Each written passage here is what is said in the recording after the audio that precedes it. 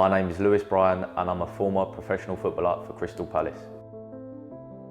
When you first sign it, it's amazing. Honestly, it's the best feeling. Everyone builds it up, puts it on this big pedestal, which it is. And then that's when the pressure starts. That's when you've got to perform every single time you're out on the pitch.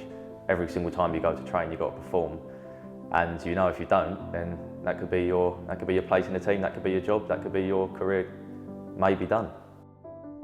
So I joined at 8 years old and I made it all the way through up until 23 years old, 4 or 5 years pro at Crystal Palace. But I actually spent about that 15, 16 years, I spent 9 of them, just over 9 of them out injured.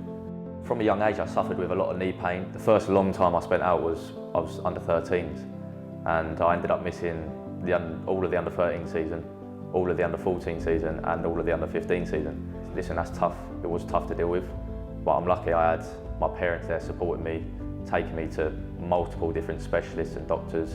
I'd be getting support from the PFA at the time as well, seeing psychologists if I need to when I was out for a long period of time, and within the club. So yeah, I was well looked after.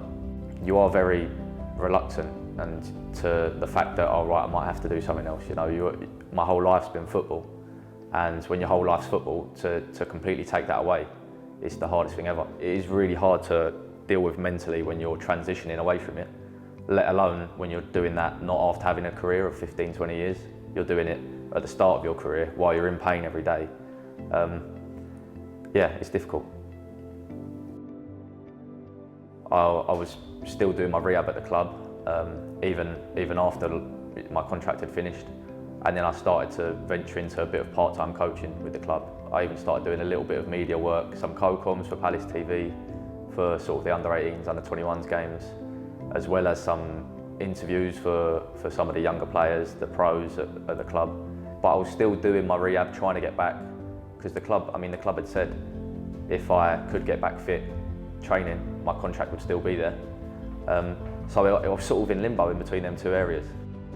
Probably is a part of me that thinks, maybe a deluded part some might say, but a strong belief in my part that if I do get back fit and playing, you know, within the next however long, that I could get back and play to the top level again. I genuinely believe that. Away from the club, I've got my own football podcast, which I do that weekly.